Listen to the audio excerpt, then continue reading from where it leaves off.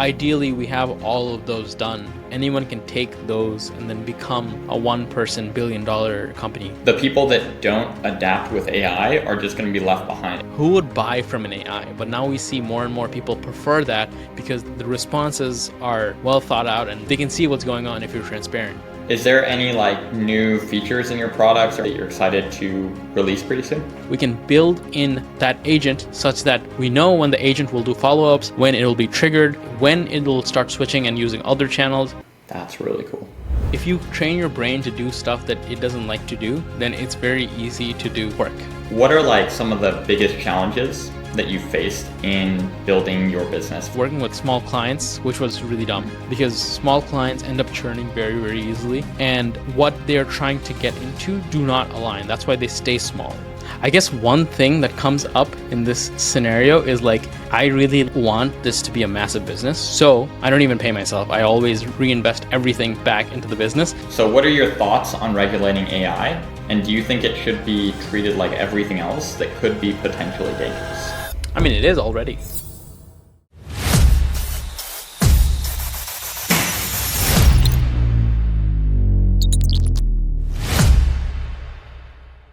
Hey, Samin. Hey. How you doing?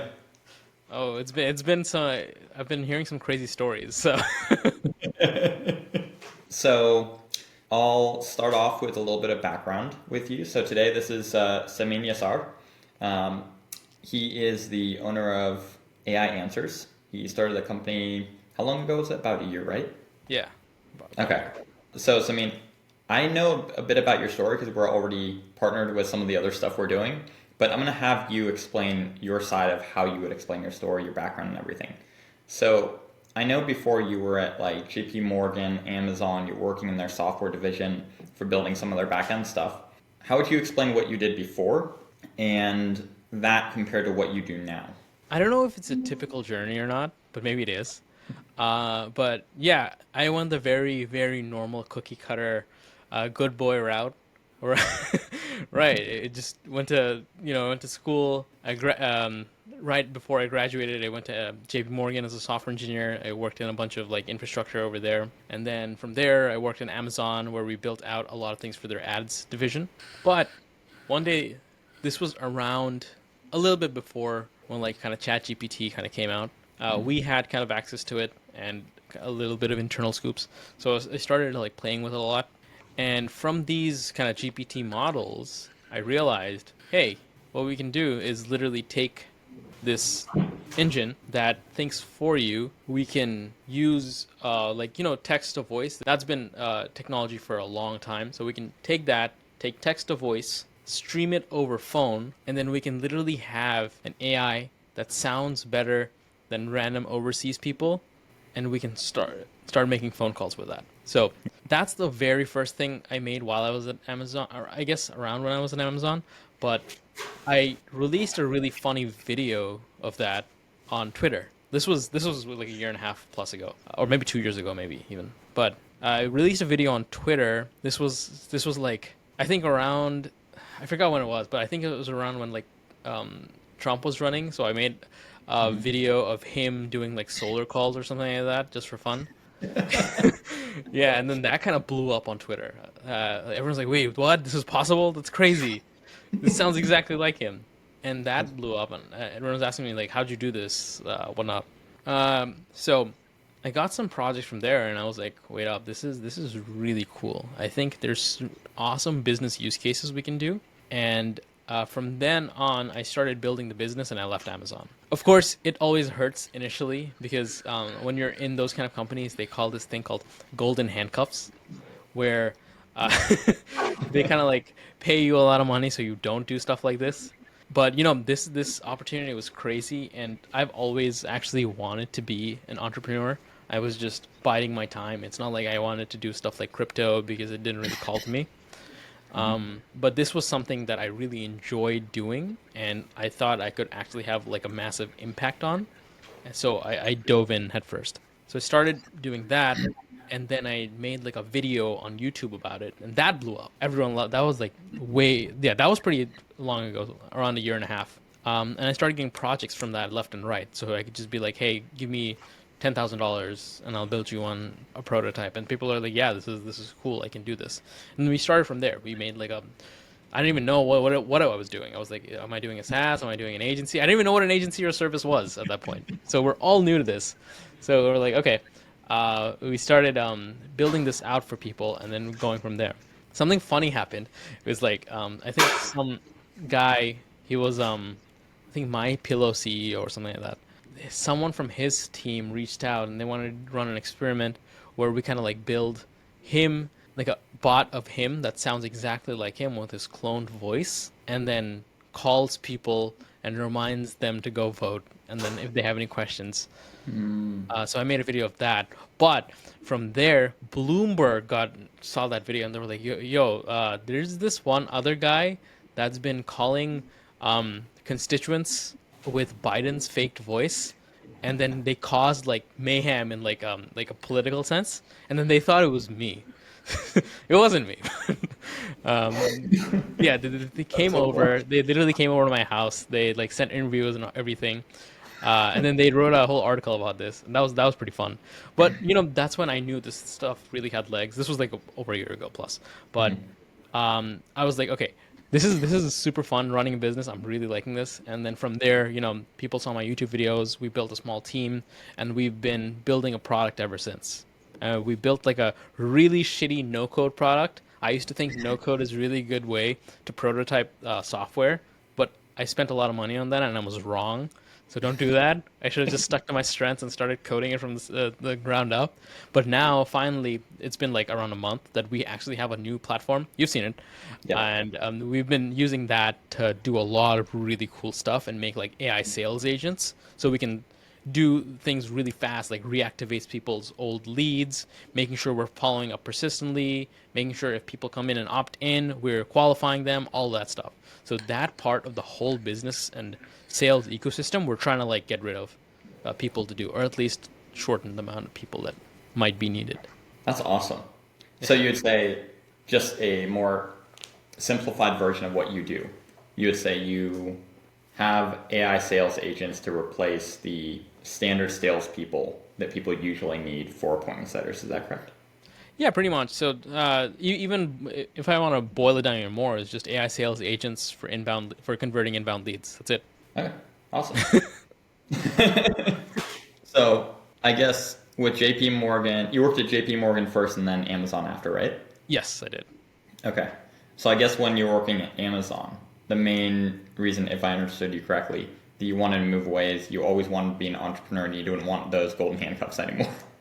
Yeah, I mean, okay, one big thing, this was also pretty fun. It's like, okay, Amazon at that point, and I really wanted to be able to have like the three that everyone wants: time freedom, location freedom, right, and then the ability to do whatever I want. Like, I forgot which one what it was, but regardless, Amazon, what they started doing was they're like, hey, they got pissed.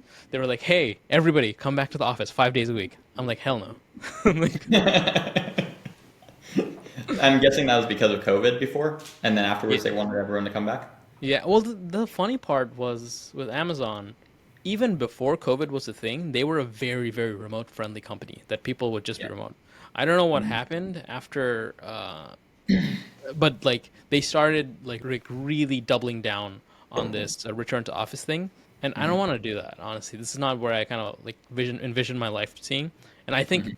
my strength is not being just a really, really good coder. I mean, I can do it, but that's not what I enjoy. I like Right. solving bigger problems. I like finding creative solutions and like building products that would help Mhm. people. And I thought this is, hey, now I can work 24/7, you know this, all the time, and actually enjoy what I'm doing rather than, just get a paycheck, make some small, big infrastructure changes, and then go home. Yeah, no, that completely makes sense. And honestly, I completely agree because I never worked for another company. I've always worked for myself, but I completely understand that because I wouldn't want to do that either. And I like working all the time. And I think that's one of the reasons our partnership works so well together. Like we both have the same type of vision on how we work, mindset, goals, and everything long term for building a really big company, and the vision behind the team and everything. is very, very well aligned. So I've seen that you like all the time, anytime I message you about like AI stuff or anything else, you always like respond very quickly, and so does your team and everything to us. So I think that that completely makes sense, and it would make sense that you would want to build your own thing so you can work on it nonstop anytime you want, rather than having to work specific hours. Yeah, honestly, like well, okay, like if I'd be like, let's say I'm in a job, if I'm like off, what are the cool, fun things I'd be doing? I don't know. It'd be like random stuff that's probably useless, like playing games or whatnot, that I would potentially be used to be doing. But now I'm actually finding a lot of impact and joy in even the work. So it doesn't really feel like work; it just feels like play. Yeah, I completely agree. Like it's the same thing for Leon and I, both of us. We like working more than pretty much anything else too. Yeah, it's not even work. That's the fun part. Yeah, exactly. It doesn't feel like work at all. Yeah. So with AI answers, you guys help double your booked appoint, double the client's booked appointments with AI appointment setters or AI agents, right? hmm Could you break down like step by step how your system works and how you guys can do that? Yeah, so there's a lot of little nuances that we go into, but at a high level, this is what it is. The AI sales systems we built are mainly for inbound leads, and they're for multiple channels, right? So imagine someone comes in, they see one of your ads, and then they probably like fill out a form, right? Yep. There's this statistic is that if you don't reach out within the first 5-10 minutes of them opting in, there's like a 391%. I think Alex Hormozy said that. There's a 391% chance that they will respond and convert if you can attack them within that short period of time, right? Yep. That's the very easy first problem. Okay, hmm that's problem one solved with our AI because it's instant, right? Problem two, not everyone likes using every channel. So let's say I would text you, I would call you, I would email you, I would Instagram you, I would WhatsApp you. It doesn't matter. Um, Most people have one preferred method of communication, and we want to make sure we are tapping into that, right? That's why we have built our AI sales agents in a way that they can use all these channels, even other social medias like Instagram, Facebook, all this stuff. So literally, if you go on to Instagram and you'll see like these people being like, they'll make a reel and they'll be like, this is really cool. Comment DM if you want access to this. I don't know. And then what we'll do is set our appointment setters in their Instagram DMs. So from there, if someone comments, I don't know something, they will take that. The AI will have a natural conversation with them within that channel, qualify them, like be like, hey, are you like a good fit? Like, do you make enough money? Do you do this X, Y, Z? And then try to book the meeting. That's site number two. Number three is people don't follow up. So that's huge. That's actually massive. Like for example, let's say I call you once, you ignore it. Most AI systems, that's the extent that they do. They'll just try to get one call and done. But how we build our systems is based on goals, right? So the AI will have access to multiple channels and it will have a goal to book a meeting or until get someone to say no. There's two binaries there. Right. Basically, we want to make sure we're being deterministic with every lead possible. So, what we can do with AI is that, hey, we can start following up with them if someone, because it's not us that are randomly just talking to them, they have shown interest. So, Right. what we're doing is we're following up to make sure, hey, do you still want this? Hey, do you have any questions? Hey, here's some more resources that might be helpful for you over multiple channels. So, one, and answering all their questions, even if they need to, because the AI is trained on that. So, the person that's opting in gets a really good experience. They have their questions answered, and everyone, like, and the, what's it called? The person who's, like, throwing up the ad the gets a good return on ad spend because every lead is being followed up with, not just followed up with, but also reached out to fast and persistently it keeps going. So nothing is slipping through the cracks. It's like a bucket. So let's say there's a bucket and you're pouring water into it, right? And then the water is, let's say, your money. But if there's like a hole in the bucket, let's say that's where your leads are leaking out from, which is like you're not responding to them or you're not being fast enough, you're never gonna grow. So if you just use AI, which is basically the tape that would essentially like plug up those holes in the bucket, your business would grow a lot more, obviously, because you're addressing every lead, which means they're showing up more, which correlates exactly to a better close rate. Yeah. That completely makes sense. And I completely agree with that. So internally, we've done a whole bunch of tests, and I would say I think it's 89, 87 or 89%, somewhere around there of the time. When you don't contact someone within the first 5 minutes, it's very unlikely that they're going to answer after that. So I'd say only 10%, maybe a little over 10% of the time that they're going to answer that if you don't contact them right then within that first 5 minutes. That's why with Alex Hormozzi's 400%, I would say it's probably a little bit higher than that. Wow. But like I think it was within the first 5 minutes. I don't know. It was 70% within the first 5 minutes, 80% within the first, I think, 7 or 8 minutes, and then like almost 90%. It's like 89% within the first 10 minutes, and then after that, only 10%, around 10% of people are going to reply. And also adding the channels and everything else in, that just drastically would improve the rate that they're likely to respond. So that completely makes sense. Yeah. The follow up is something people always miss Yeah. as well. And then what we're working on now, I guess, it's kind of cool. It's like sometimes you need to schedule a second follow. I realize this because like these are my problems I'm having, so I'm literally solving them. That's why it's fun.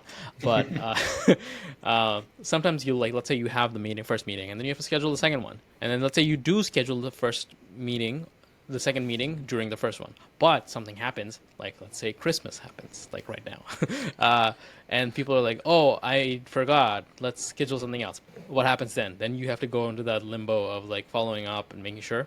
Mm-hmm. Right. So now we can just like, let's say, what we're trying to do is just, hey, you drag this guy over in a pipeline. You're like reschedule a meeting, and then the AI is on it, and then That's really your cool. time is saved.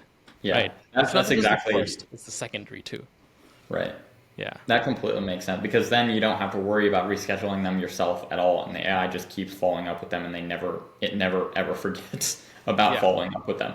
I've noticed with some of the testing and stuff you guys are doing for the build out we're doing internally for our partners and everything. A lot of that is very consistent, and that's a thing that a lot of like we've hired probably I'd say around 200 appointment setters now, 200 salespeople in total. Majority of those being appointment setters. And there is very, very, very few scenarios where people actually contact them within less than 10 minutes. I'd say when they're highly trained up, yes, it's within that 5 to 10 minute time frame, but still some of them they miss and everything like that. And I think that AI drastically helps with that because, like you were saying, the AI never forgets. And also it can't make mistakes, and it'll consistently follow essentially the same process, same framework that you built for it every single time. Yeah. 100%.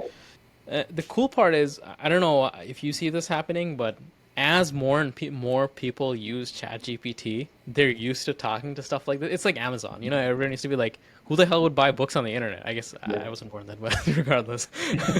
But now everyone buys everything on the internet, right? Same Right. way, now people are like, "Who would buy from an AI?" But now we see more and more people prefer that because the responses are well thought out, and they can see what's going on if you're transparent. Yeah, I completely agree. And I think that's the direction it's going overall is the people that don't adapt with AI are just going to be left behind. It's like if you see when the internet started being more popular, the people that adapted quickly made the most money the fastest. The people Yeah. that didn't adapt quickly, they either went out of business or they made way, way, way less, like of times less than other businesses that did adapt. And I think the same thing is going to happen with AI. Some people are going to adapt quickly. Those people are going to grow very, very, very fast. We've seen that consistently across all of our partners. So people that want to adapt with AI, add AI in their systems. Even us internally, we've seen huge growth with the AI alone, in addition to all the other AI systems we've built out and the stuff we're partnered with you guys. Like all of that is, I could see a huge improvement, especially over the next year. It's already, with your guys' system, it's already very, very natural and it sounds like a human. Like you can barely tell in very, very few cases that it's not a human, especially if it's trained, like fully trained and tweaked and everything. And I've seen you guys are really, really good at training and everything like that. So I'd say, I guess my next question, what's like the biggest thing that you see that differentiates you guys from other AI companies? And also, what would be the part that makes it most effective against the usual regular way of doing appointment setting? Yeah. So I guess every question has multiple layers to it. I realized the biggest things when it comes to differentiation It's that it's one, data. Have you done this a lot? Most people, most AI companies, you will see, will do this for everyone in the same blanket approach. It's going to be a generic AI tool. So, what we're trying to do is niche down, understanding all the data, all the language, all the cadences, everything that's required, all the little fine tweaks we need to do to get to that goal. That's number one. Having the data for the niche. Two, actually being having a vertical. So you can be a tool like Zapier that does everything, but that doesn't actually solve your problem. Nobody cares what the AI does. We care about the results it can get us, right? So ultimately, all we need to do is focus on the results and fine tune and make sure our product is getting better results than everyone else. That's why, because we're only focused on getting the results, collecting all the data, it kind of helps each other make sure our product is better. So we have a very opinionated approach on how our AI will work, how it should be used. Like that's why we're like, hey, we shouldn't be doing outbound with this. It's just going to be creating more noise on the Right. market, right? Some companies, I think they're pretty big, like 11x, Artisan. These guys have raised millions and millions and millions of dollars, but what they're doing is essentially the same as everyone else, where they're just creating more noise in the market. I don't think that's the right approach. I think the other way, if you flip it around, where you're nurturing people and then you're doing intent based, you're using AI in an intent based selling. So people that come into your website, they're high intent buyers likely, right? You can get the leads, you can score them, you can from there you can start messaging them based on their exact use case so they feel helped. They're not just being spammed. We're not Right. trying to spam people. We're trying to get the results in the best way possible. So that's why we are different in that. And also we have other features like even the multi-channel. Nobody has that. But I'm not gonna focus on that. Just rather than just features alone, it's how we're architecting our whole platform to make sure we are getting results and we're getting the goal done. That completely makes sense. I've also noticed one thing with your system. It's very trainable, where I would say it's by far more trainable than any other system I've seen. Not just in the format of prompts, but a lot of the training backend stuff that we've been talking about. So, for example, like all we were talking about training it on our SOPs and training it on some of our other stuff. The multi-channel aspect you guys have, even though yes, it's a cool feature and all, and Yeah. it's definitely it makes a huge difference. I know most people don't care about that; they care about the outcome. So Yeah. I would say, realistically, the outcome of the multi-channel is just you'll be able to apply this pretty much everywhere in your business, and you'll get the same result. So that 80% increase you see in appointment setting, you'll see it in client success. The back end results, the looking up data and information from your SOPs and all that kind of stuff. And I think that would be hugely beneficial, especially long term, as people are scaling in their business. I guess in there, is there anything that you think AI would do with eliminating humans in general, or in the sales process, or do you think they're still going to be necessary? Well, I guess it's a matter of time horizon, right? It's how long are you looking? Right now, I don't think we are at the point of AI doing closing yet because what you want is like a personal relationship. Most people think it's like stocks, right? Most people think when a stock like shoots up, let's say parabolically, it's going to keep going up, but that's not the case. What is going to happen? It's going to like a log curve. It's going to slowly start to plateau, right? And we've already been seeing this with how the models are have been advancing. So Right. if we are seeing this plateau, that means there's a longer time horizon for how humans are going to be replaced. Of course, my opinion is the people that are doing lower skilled tasks are going to be replaced first. So if you're someone in, let's say, a back office just typing on some things or copying something, putting it somewhere else, they'll probably be replaced over and over. Any menial repetitive tasks that requires slight decision making will get eliminated very very quickly in the future.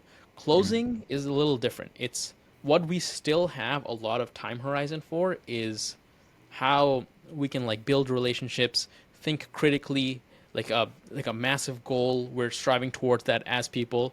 That is not going away soon. The time horizon for that is a lot longer. Although at one point it will probably happen when everyone has adopted AI and they're like, okay, I understand. I can have a conversation with this thing. It's not trying to hopefully, it's not trying to scam me. Um, but yeah, I still think that adoption curve will still take some time. Like, those in the adoption curve, we're pretty much still at the early adopter stage, in my opinion. And maybe when we get to the later stages, that's when people will start automating everything in the sales process. But right now, I don't see everything going away, and we have a long time where we can actually make an impact. And because we are the ones that are applying the stuff, Right. we are the only ones that are situated in the right position to do that when we get to that stage is us because we have this information and data. So, it, like ultimately, it's kind of like those kind of adapt or die type of scenarios, Yeah. the same as the internet, where we kind of have to adapt and then Mhm. get used to this new norm. And yeah, right now, easy jobs are going to be replaced, but over time, the the harder ones will slowly start fading out. But they'll still take a bit.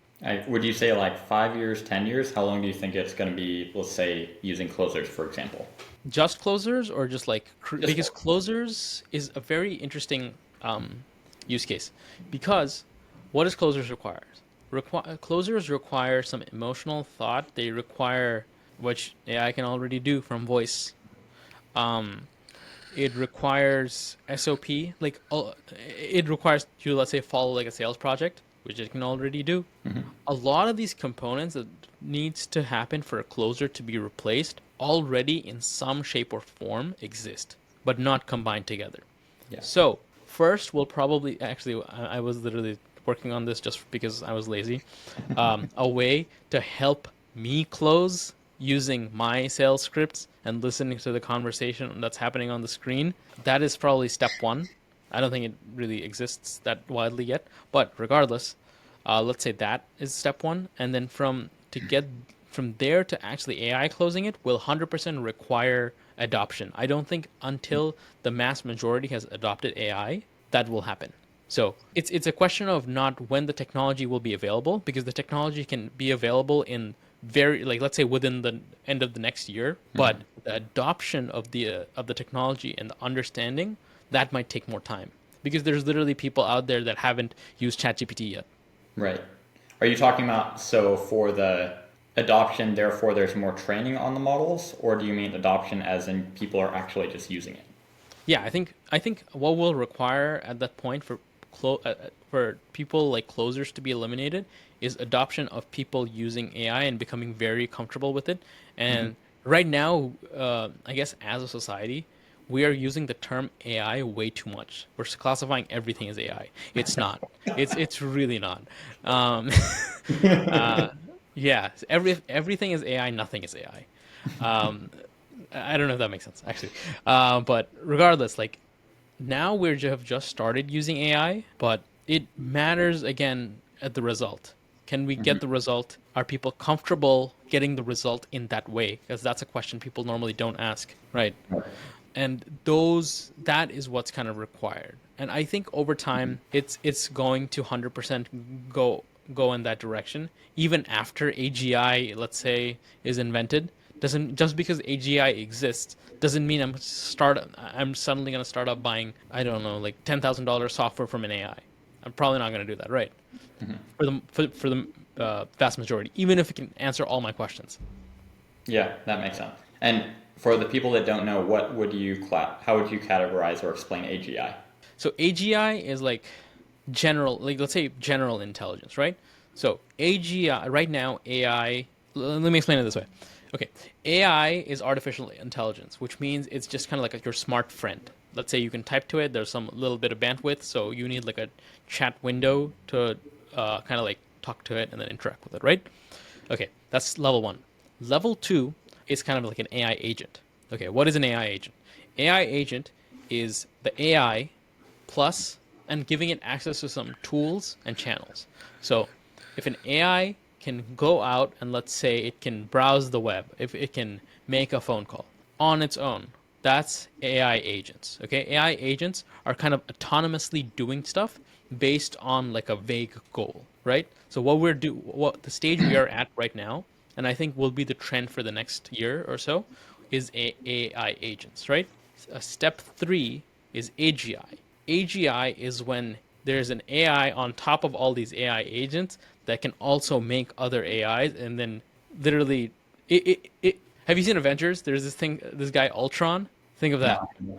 Okay, it's basically like a robot that's it's not all encompassing, but it's like it is something that will fundamentally have a mind of its own. Hmm. But it also has a power to do whatever it kind of wants within wherever you kind of let it loose. But the thing is, AGI will have access to do things like paying people money. So technically, what you can do is because AGI, an AI with an AGI could make decisions like, "Hey, I will pay you $1 million. Go find me some robotics," and then it inserts itself into that robot. I don't know. I'm just making it up, but like it inserts itself into like a human, like a being, in the way that it can start building and creating and doing stuff on its own, in that like it has autonomy and power to do whatever it kind of wants. So it's So, not like we control it. It's okay, more so like a human mind of its own with unlimited capability and power. right. So AGI, I believe it stands for Artificial General Intelligence. Yeah. Would you say it's essentially like a AI version of the capabilities of a human, just in a computer form? Yeah, yeah. Different part of that is that a human can only do so much. Like we only have X amount of energy or X amount of time to do something until we fall asleep. Right. But an AGI can technically clone itself. Yeah. Keep And recreating then itself and then make different variations and then do more tasks. yeah, so it becomes like an infinite game in which what happens if there's one AGI, technically there's infinite amount of No, AI. If that makes sense. that completely makes sense. Yeah. Okay, so you think, if just to make sure I understand correctly, so you see everything going towards the direction of AI agents, and especially the AI agents that do the best, similar to how you're building everything out. Like I've seen everything in the market, and by far, no question about it, I'd say yours is not. There's not even a close comparison to a second best. So I would say you're like the omni-channel. First off, there's multiple channels that we've talked about that I know you don't publicly post yet, Yeah. that no one else has yet. That's really cool. But in addition to that, how they all communicate with each other, they all know each other's communication, like how it's communicating on the other channels, combining it all together, as well as a whole bunch of other stuff. So would you say the next step is everyone starting to use AI agents? If I understood you correctly, AI agents is next, where mass market starts taking that over, and then eventually, when AGI is more advanced and it's actually true AGI is found, then at that point, more people would start using closers and everything. Probably in the next, personally, I think it's 2 to 5 years. But what time frame would you say? I would say minimum is 2 years, more likely five Yeah. years, or up to 10 years. I can agree with the closers being okay, here's the thing. If AGI is a thing, technically that means UBI, like universal basic income, needs to become a thing. Yes, I agree. I So understand. it's like a weird, like a impossible question to answer because we like before the time even comes that hey we have AI agent closers, because if we want to replace closers, it wouldn't be to AGI. That would just be just AI agents, like really good AI Right. agents. That's it. Yeah, yeah. But if we have AGI, that's like a totally another ball game. I don't. That will have implications of its own. Right. Regardless, at this point in time, we are making. I think Y Combinator, Satya Nadella, Microsoft CEO, Elon, Zuckerberg, all of these guys have said AI agents are going to replace kind of like what we see as SaaS or software at this point. Right. In which, hey, right now we're going to some software portal to do this kind of stuff, right? I can technically, right now, I can pull up my phone and I have my agent right now. Let's say I actually have a video of this.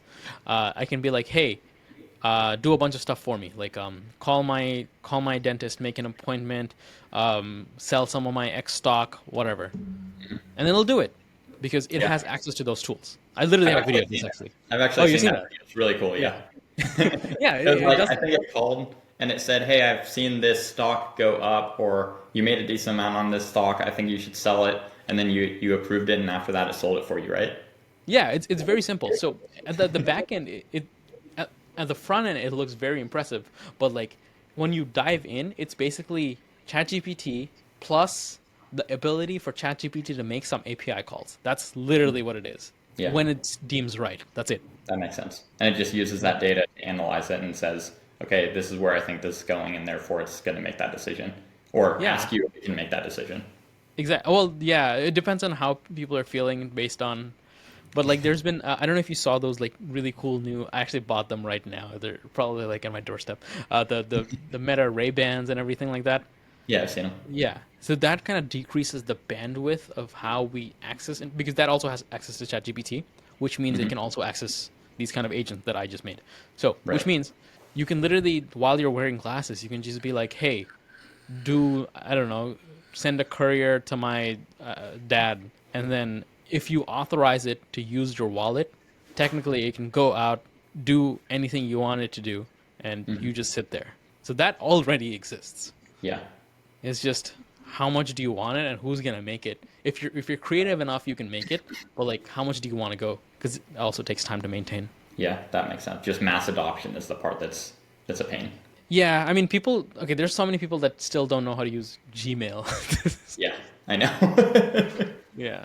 But no, that completely makes sense. Okay, cool. So going into your business, Hmm. running a business is there's a lot of different things that go into it, and I'm pretty Yeah. sure you've faced quite a few challenges, especially coming from working for another company. I know you saw how they run the company and everything like that. You probably learned a lot from that, but starting your own business is still a completely different thing. What are like some of the biggest challenges that you faced in building your business from when you started? Well, actually, I would say the opposite. The fact that I was in a corporate environment means I knew even less than I thought I knew. Oh, interesting. Yeah. So because you're so high up, you don't even know what's going on. I don't even know. I didn't know how to sell. I don't know what I was doing. I don't know what marketing was. Why am I posting this blog? It doesn't make any sense. Why am I? Why would I run ads? Why? People should just understand from my feature, right? No, that's not true. It's like sales, marketing, operations. I actually used to think that people that were not developers were useless because what are they doing? They're not building the product. But then after I kind of like, building my old business, now I'm like, wait, okay, yeah, this I understand more of it now. There's so many little moving pieces that you have to understand, and I had to start from the bottom. I'm trying to learn as fast as I can. That's why I like look at these books. It's really helped, like Yeah. Hermoses and everything, and also just building like a really really good network. But there's so much to learn. Normally, and this is what I've seen on most developers think they're super smart and then they know everything. But that's not true. Once they dive into a new domain, they will probably be smart enough to figure it out. But from a different perspective, there is so much to learn and so many different skills that you need when you are running and starting a business that should really be taught in school, but it's not. I agree. That's one of the reasons I dropped out because I was like, this is kind of useless. Yeah, it's useless. Yeah, now I have the weird opinion. I was like, hey, I got a fancy degree, but I'm like, hey, was that? I don't think it was really worth it at this point. But It's for the like an math, expensive sure, piece of yeah. paper. Exactly, yeah. It's a fancy piece of paper after you start achieving your goals. But before Mhm. that, it's well, what a good. It's kind of like safety. So a college degree is literally safety in which you will have a job. You don't have to think or go through hardship that critically Mhm. because the people that own the companies have already done that for like Right. like being homeless for a while before building. Yeah, there's a lot of. I've seen every big entrepreneur, they go through at least one or multiple hardships to get where they are. Yeah. And that makes sense because like a lot of the people that get hired, for example, a lot of the top colleges in general, I've noticed more than anything, it's about the connections they make in there, not actually what they teach. And from there, you get the jobs through the connections or through the other people you meet after, not necessarily just from the college degree itself. And then when you get into the job, you already do have that safety net, but you don't have the ability to grow, which is similar to what you were saying earlier. You're stuck in that position and you're not able to do what you want and build Yeah. what you want. Yeah, it becomes like this is a very normal meme and the Fang is like Facebook, Amazon, Google, all this stuff. This was the Hmm. old thing, like the best companies to work for. It's called the golden handcuffs, and basically, what they do is like they'll grant you like a shitload of stock. So they'll give you like let's say 300K worth of stock in like at once when you first join. That's the first thing you get. But The problem, and they give you a big salary on top, right? So you Hmm. can be making 500K very easily there. But what that means is how they structured is that you get your stocks paid out over time, and Hmm. you whenever you get a promotion or they get give you a refresher, that gets paid out over time. So the handcuffs are the fact that hey, if you leave, you're not gonna get 75% of your stock. You're literally leaving out, which also appreciates. So let's say you join, I don't know, let's say you join Amazon when the stock is at $90, and let's say you're getting a payout later in 2 years. You're gonna get that stock at $90, although it might have become $300. So you're getting a lot of money, and you're giving Yeah. that up. And that's the concept of golden handcuffs that people avoid trying to like. You can't. It becomes a really good lifestyle that you can't normally give up to start something new.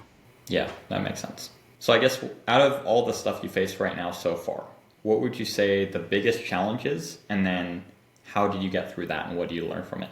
I think the biggest challenge, from a personal perspective, is just understanding how business works. Like, I didn't know how to do sales or marketing until like a month ago. I still don't. I still don't. I'm still learning it as I go. But that's the thing. It's just you just have to be persistent, keep learning over and over, and I think you have to be okay with failing. I thought if I just showed people like this is like a features over I forgot what it was, but like when you show people the features, they won't understand it. Yeah. Most people, yeah, you have to make them understand stuff from their own lens, and that's kind of like what sales is. It's like problem solving, but kind of in a more emotional sense. Even though your product can do it, even if you tell them you can do it, they won't care. You have to convince them a different in a different frame of sorts. Right.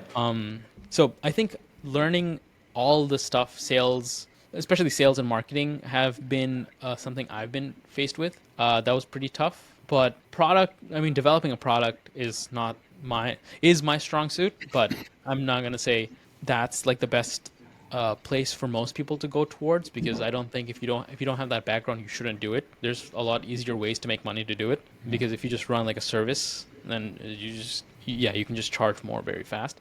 And also something very funny is like this was a hard lesson to learn when I was going through. We spent thousands and thousands of dollars building on that no code platform like Bubble for months, and we just wasted so much money and time, and we had like nothing to show for it. It was stupid.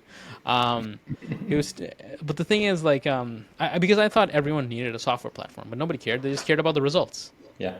So that's where we're like, okay, let's just focus on the results. Let's build towards that, and let's bolster our other things like sales and marketing. That's why I started the YouTube channel because we like to be, or at least I do, I like to be really scrappy with whatever we earn. So although I try to reinvest everything in my business, we are creating evergreen content and marketing assets Yeah. that will scale over time and people can see the growth of our business as a whole. So these are little things we're trying to like have been scaling across and have been like lessons we've learned.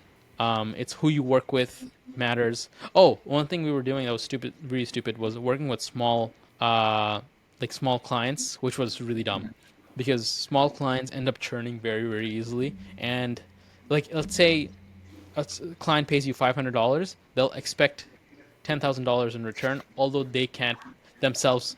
They're not in the position to do that or fulfill that.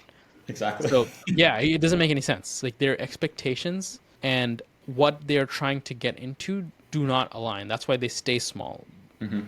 Maybe, but like working with bigger clients, they see the ROI, they see the future, they see the vision, they understand what I'm investing in now is the worst that it's ever going to be, and they see how it grows over time and actually makes an impact in your business over time rather than it happening on the first day and being Yeah. like, what the hell?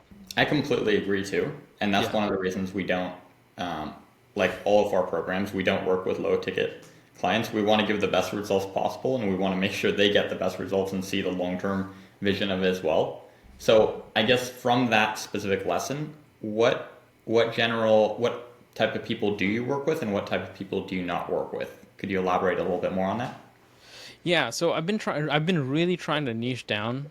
That is something lesson I've really been trying to learn and implement because the problem with our AI technology is like, hey, we can do the exact same thing for everyone, and everyone needs it. So it's really hard, and you need that discipline that I'm hoping you're also you're helping me with a lot is niche down and stick to that niche. Although Yeah, That's it's exactly what we're. It's funny. That's exactly what the team that's making the new offer and everything that we're building out. That's what we're going to talk to you about. I think tomorrow, right? yeah. Yeah. Yeah, I really got to niche down. It's really fun once you niche down and everything because you can help one audience a lot. But go ahead, continue. Yeah, it was the thing is like yeah, there's money in different directions. So Mhm. we've been seeing a lot of success weirdly, and this came out of nowhere. I guess it's the real estate investor space, and that works really well as well with the technology we're building because they're doing everything at mass scale. Right. And I personally, the biggest lesson I need to like have the shiny object syndrome of hey, AI is really cool, but I don't need to go anywhere else. I just have to stay this course is one pretty tough. Two, Hmm.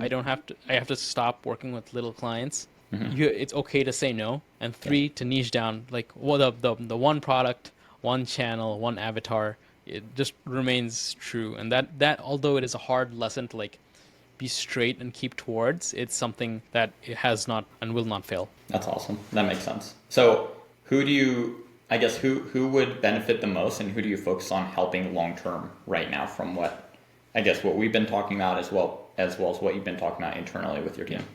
Internally with my team, it's very simple. Just coaches and consultants. It's just a no-brainer offer for us. It makes sense why they would use it, why they would need it. We understand the business. We're doing it ourselves. Ideally, I can start a coaching program in the distant future after we have focus down because I understand people need to learn our technology, our software platform.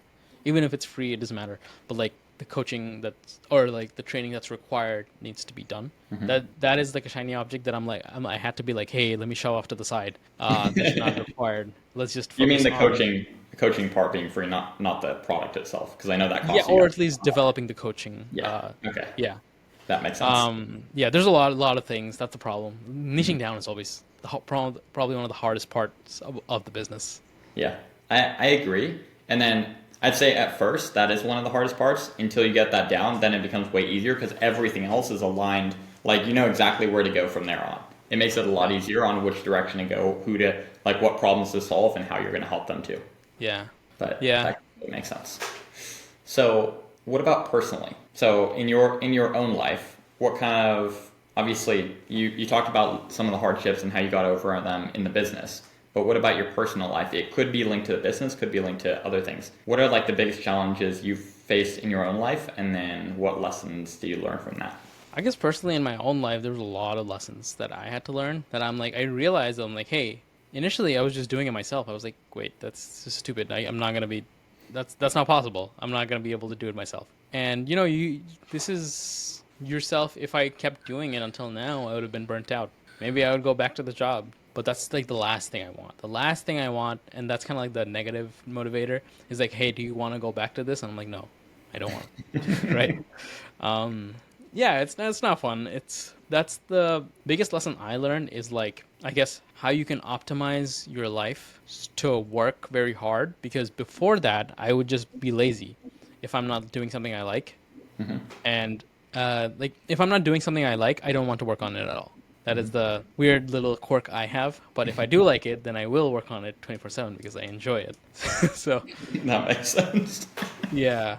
So that was an interesting hurdle I had to get over because initially at first I was like, okay, yeah, I really don't like making these doing these sales calls, whatnot. And then I realized I had to do them. Right? It's Hmm. just something you have to get over, do it, and then you have to learn how to do it, how to get better at it, and then you have to get better at marketing. So like, actually, I enjoy making the YouTube videos now, but initially I didn't. I was like, okay, maybe I'll make one or two so people can know who I am. But now I actually really enjoy it.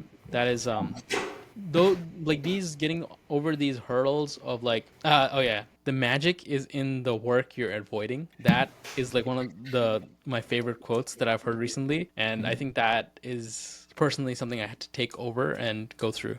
That makes sense. I completely agree. I remember when I was doing the marketing agency stuff, there was some stuff I was avoiding. I would just hire someone else and have them do it. Yeah. And then I realized, okay, I could do that, but then I don't learn the lesson I need to be able to teach people how to do it well.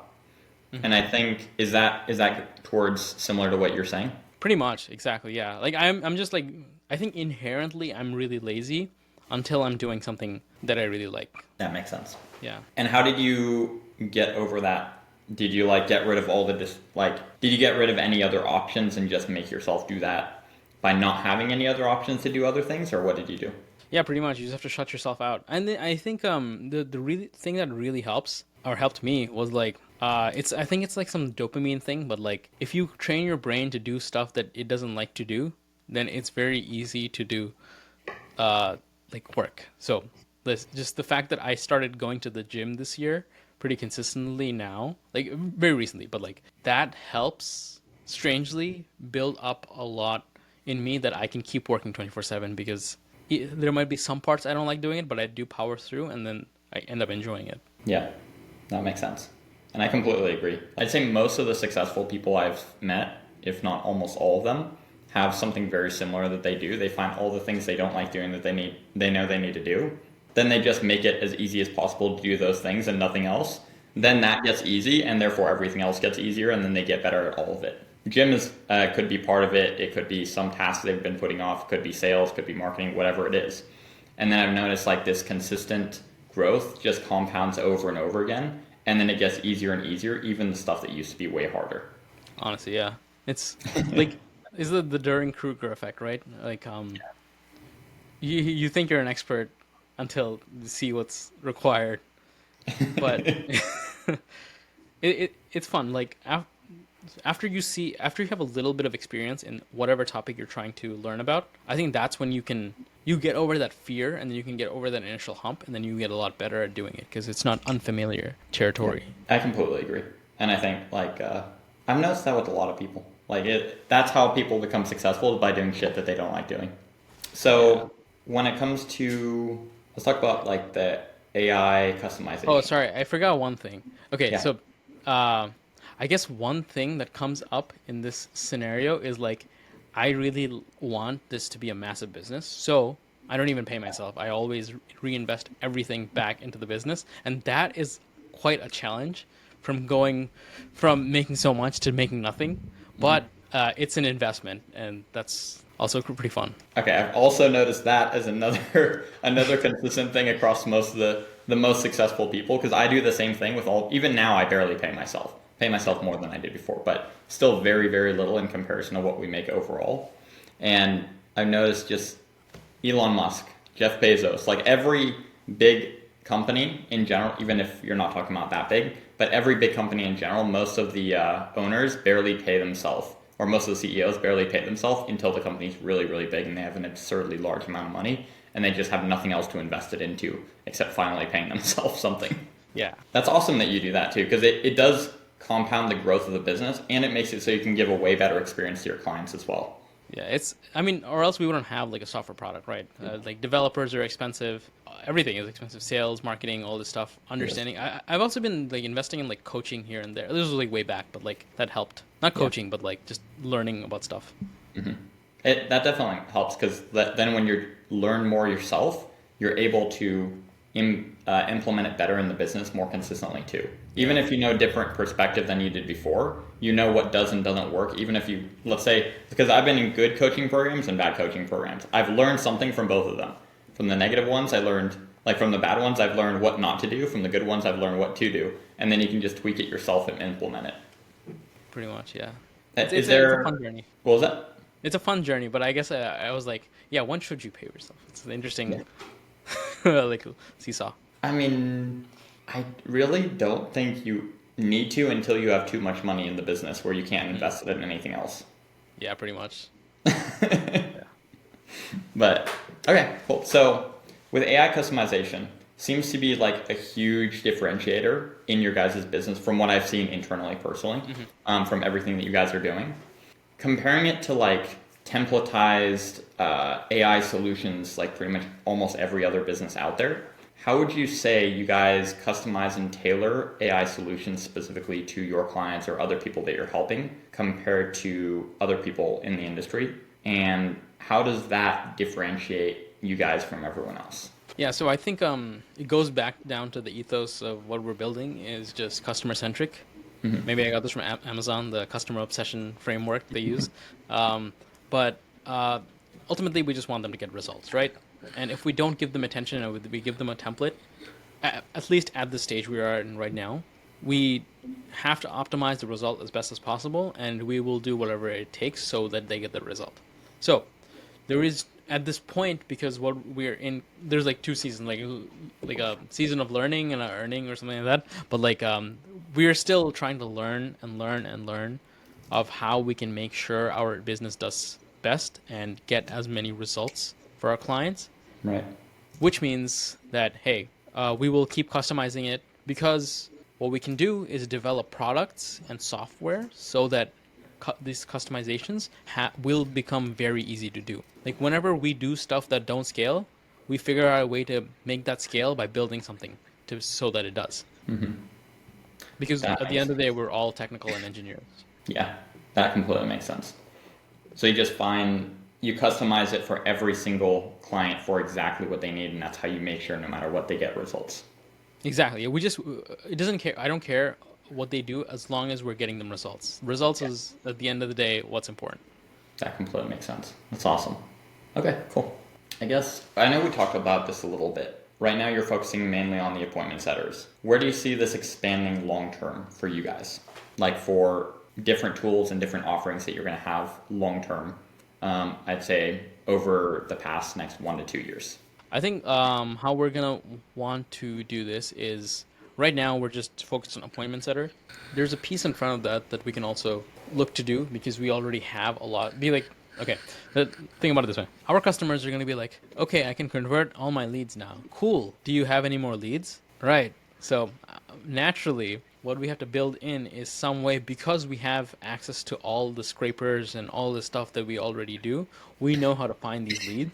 So we just have to architect and build in a solution to our product where they can find the leads and convert the leads. So moving front to back our business in that way and making it kind of, we can plug in holes in people's businesses that are normally tedious, is how we are kind of like making our roadmap such that Okay. we can become that at first front end of the business, and then transfer more into the back end. So we're doing stuff like customer success, etc., all this stuff, which would be underlying the same technology.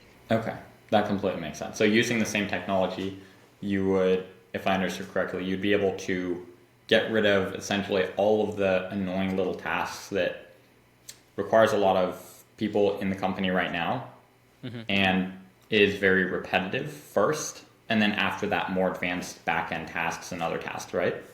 Yeah, pretty much. So the thing is, like, I think, okay, actually, Elon runs his teams this way. They're a group of very highly technical people that there is, and because of AI agents now, you can literally not use as many people. So ideally, what we want is to have a very lean company where we can build, or at least, let's say we do a hire a consultant or something like that. We understand, we learn what they do, and then we try to build something to replicate that. That is a business function itself that's replicated, and then we can keep moving in that direction. Yeah, I completely get what you're saying because with all the stuff we've been talking about internally, we're planning on getting rid of probably 90%, I'd say 80 to 90% over the next 2 years of our employees because most of those roles can be replaced by AI agents.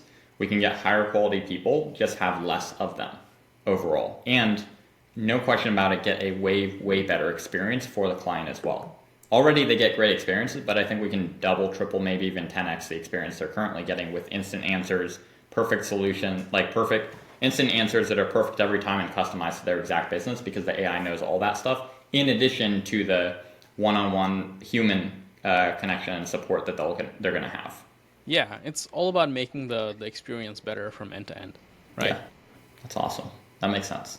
So, what about in the next 3 to 5 years? With how quickly AI is advancing, where do you guys think you're going to be in the next 3 to 5 years, and like, what's your vision on that? I know you said briefly about the focusing on the other back end stuff and everything, but what about a little bit longer time frame, a little bit more detailed over the next 3 to 5 years? There's a lot of ways to answer this question because like in the 3 to 5 years, it's gonna be very very interesting time.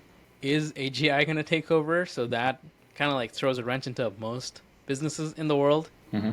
But let's say there is still a lot of places to go. Then in 3 to 5 years, it's very easy to see how we can like I think I showed you this sheet of how we can like start eliminating a bunch of roles Yeah, you in did. businesses. Ideally, we have all of those done, and with that, technically anyone can take those and then become a one-person billion-dollar company. That makes sense. That's really cool. And I definitely see that as being a huge possibility, especially with everything we've been talking about internally, as well as I've been talking about with my team and everything. I think a lot of it's just going to get better results, less people, and a way, way better client experience, like 24/7 all the time. I think once people get used to talking to AI, it's just going to Yeah. be like talking to a human, no different. It's just that initial part, just like you were talking about with Amazon when it first started. No one wanted to buy on the internet. Now everyone buys nowhere but the internet. There's Yeah. very few exceptions that people buy in person now, and that's why like malls and all these other places are going out of business now. I mean, the cool part is, like right now, actually, AI even does real estate now. I don't know if you know this. I actually know the companies that do it. But this is really cool. This is like we're going through that shift at this time. It's very early, but we're very used to now talking to kind of like automated phone systems, right? There's probably going to become a time in the very, very recent future where everyone's like, why are these guys still using that? Right. I think, why the hell are you still using? There's an AI voice assistant that can do all this stuff. Why are you using this? People are gonna get angry, visibly angry at this, right? Because they're not solving their problems. They're not answering their questions. It's just a matter of when. Exactly. Because it's better client experience, so everyone slowly over time is gonna start adopting it. Yeah. I think more people are going to get used to it, and more people are going to expect it. And then when a company doesn't have it, they're going to get pissed at them and go to another company that does. Exactly, yeah. So whoever has a best experience and Yeah. provides you the best results wins. That's Exactly. ultimately what it is. And usually the first companies to adapt to that always get those clients too. They take over the market, the entire market essentially. Yeah, pretty much. Yeah, like Amazon, who uses other stuff remotely anymore? I think like probably 80% of my stuff is bought off of Amazon, if not more.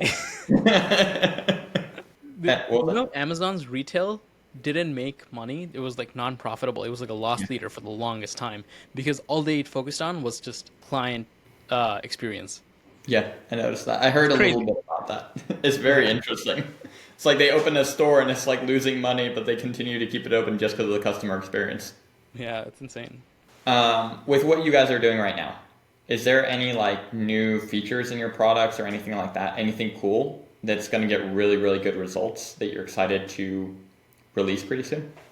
Yeah, I think there's this really cool thing we're working on. But we're building the supervisor agent, right? We realized we have this agent with like you can use multiple channels, cool, all this stuff. What if we just had like a simple chat interface where you could be like, "Hey, know all this, you know all this stuff about my business. Hey, you have access to all these channels." If you just chat with it and you're like, "Hey, make 5 calls within the hour and then call them once a day." I don't know, I'm making it up, but like call them once a day if they don't answer. You don't have to You can start configure like follow anything. up. Yeah, you can say anything, which like literally you can describe what you need, let's say. And Mm. what and we can do this through function calling and everything. We can set the schemas, we can build in that agent such that we know when the agent will do follow-ups, when it'll be triggered, what channels it'll use, when it'll start switching and using other channels, all of this stuff. So it becomes like a kind of like a master brain that's controlling a lot of little things. That's what we're something on the horizon that we're working on right now, which is going to be really, really cool. Just because a lot of people right now are making like Zapier make automations to do all Yeah. this stuff, but you don't have to do any of that technically. You can teach the AI how to do it once and it'll just do it across everything all the time. Exactly, and then the cool part about that is what we're building on is like, hey, what if you can just add another layer on top of that and be like, okay, monitor the performance, and then make other A/B tests based on that. That's really cool. That would help a lot with the marketing aspect and everything too. Yeah. So these are little things that we have internally discussed a lot, and then we have, but right now we're still laser focused on getting results. But these are optimizations that we can add in, so our operations are significantly more simple. At the end of the day, to the customer, again, they wouldn't care if we had this, right? They don't care if is it getting results for them or not. That's all they care about. But for Yeah. us, when it comes to serving a lot of customers, this will be a lot more helpful for us just because we can just type it in, the customers can see it, everything is all good. it becomes more of like an operational play for us rather than getting results for them. Yeah, that completely. Honestly, I think that would still get them better results as well because you would be able to operationally scale it better. Yeah, I mean, there's a lot of like little ways we can do that, but what I'm trying to say is like, how much do you invest in one thing and the other? It becomes like a Yeah, uh, that completely makes sense. And that's the great thing about business. You get to mess around and tweak with whatever the fuck you want and figure out, okay, cool, this did the best. Let's focus on this more. exactly, yeah. You can have like 15 tests going on at the same time if you want. It's Yeah. fine because the AI is doing it and it's Awesome. reporting back to you. And then it can automatically, after you guys launch that, it can automatically choose the best one and make another split test too. Exactly, yeah. That's But cool. this is still like over. We're gonna build this probably within either Q2, Q3. Of That's the 25? plan. 25, yeah, Yeah, that makes sense. That's awesome. That's really cool, actually. yeah. Okay, cool. So let's talk about a little bit more broadly about AI. So back in 20, let me pull the tweet up real quick so I can remember exactly what he said. So back in 2017, Elon Musk tweeted, "Nobody likes being regulated, but everything, including cars, planes, foods, drugs, etc., that's a danger to the public is regulated. AI should be too." So what are your thoughts on regulating AI? And do you think it should be treated like everything else that could be potentially dangerous? I mean, it is already. How so? The AI calling is already regulated, Hmm. right? They've literally I know had we talked conversations about with it, me. but not Yeah, everyone knows. yeah, yeah. I guess, and they literally talked to me about before this Yeah. happened. That's the funny part. Yeah, I think it. Yeah, if you put AI in the wrong hands, obviously there's a lot of bad actors that's gonna be doing a lot of shady stuff, Hmm. and ideally we don't want that to happen. Of So course. I guess there is a level to which we need regulation, but we shouldn't over-regulate and then backtrack because all we're gonna do is stifle competition or like stifle innovation, and then some other country or some other hacker is probably gonna figure it out anyway. So Hmm. rather, if we take the Facebook mentality or Meta mentality, move fast, break things, and then once something is broken, address it there. Same as the voice calling thing, it might play out a lot better. So we're not killing the innovation. I completely agree. And I think that's a great way to go about it as well. I think there does need to be some regulation, but Yeah, we don't need it until we see some kind of problem. Because let's say American companies, for example, are regulated, right?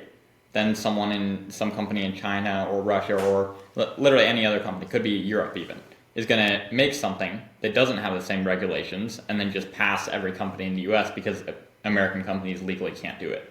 So I think it doesn't, or even hackers and other people. Either way, they're going to make it whether it's legal or not. So I think if American companies can make it and make everything, and then once it becomes a problem, then regulate it, I think that would be a great way to go as well. Because then you're not slowing innovation. You're also able to try new things without being drastically affected by regulation. Because too much regulation, pretty much any industry, is, I would say, from every business person I've ever talked to and anyone I've worked with, even personally, I would say regulation is worse than taxes in most cases.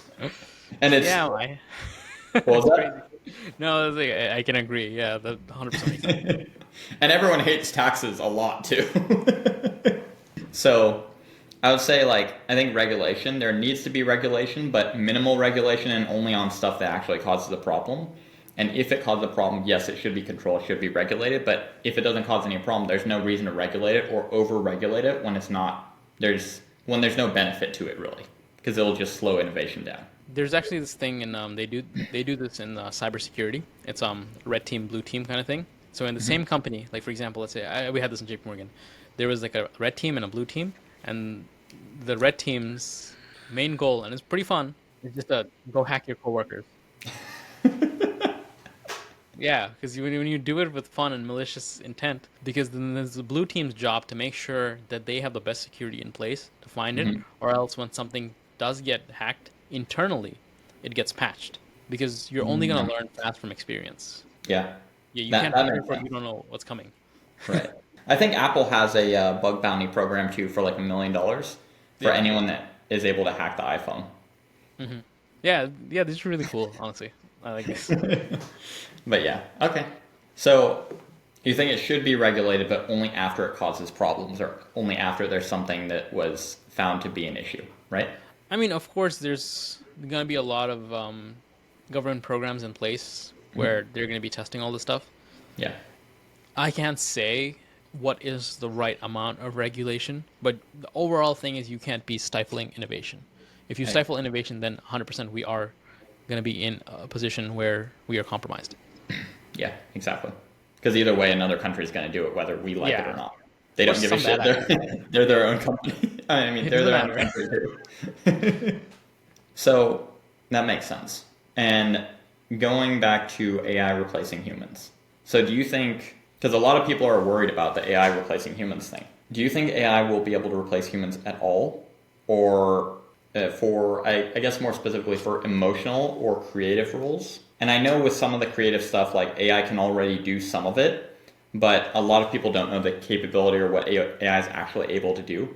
How long, if ever, do you think it would be before AI can replace emotional roles and more creative roles for like music and stuff like that at a level where we would need universal basic income? I mean, it's already happening with music it's, and Yeah. videos. I don't think it's widespread, and quite frankly, the world doesn't have that much compute yet Mhm. to run all this stuff. That's the funny part. I think we would need UBI when it comes towards when AGI becomes widespread, but before that, I doubt we would ever need it. That makes sense. Yeah, really So nice AI agents are only that they're not gonna be um, replacing humans. going. Yeah, yeah, Yeah, exactly. I agree. I think it's more so going to be enhancing what humans can already do for a long period of time and just improving a lot of aspects of the business where humans are normally not good at. Yeah, Is there I mean that's any? why we have Yeah, like the human in the loop features everywhere in our product because I know we're gonna need it. yeah, I've noticed that too. It's like you can always add, like you can always start talking and it'll replace the AI at that point, and then it'll turn it back on afterwards, right?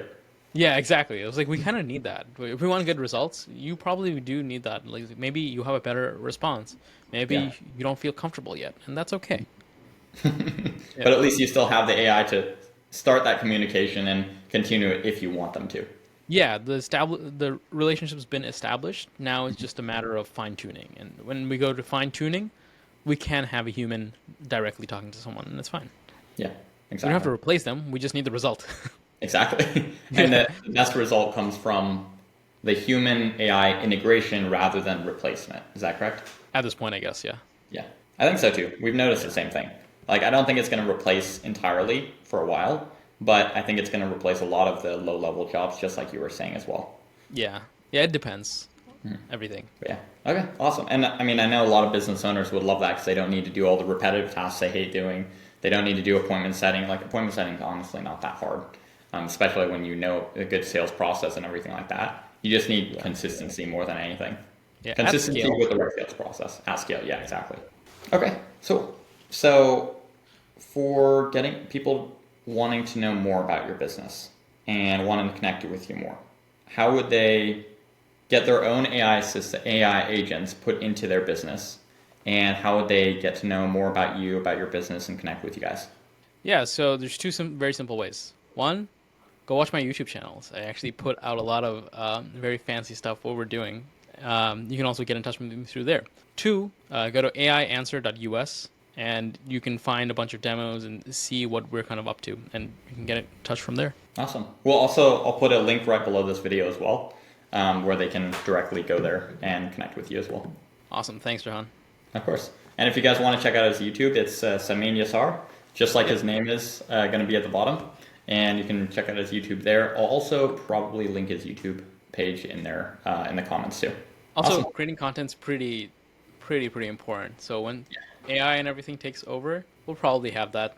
Still, you'll have that personal brand that people are following. So maybe we Yeah, want to do that. that would be pretty cool actually. If AI is helping you create the content and everything. It is. It is. I'm using AI in so many ways when I'm creating my content. I know you've been using it for, what was it, the thumbnails and some of the other stuff too, right? Thumbnails. Thumbnails, script writing, everything, every little portion. I'm trying to like. At the end of the day, it becomes optimizing your workflow. And if Hmm. there's something that can optimize my workflow that I can do with AI and add my own thoughts into it, it's enhancing me to do more faster, Yeah, rather than doing it all for me.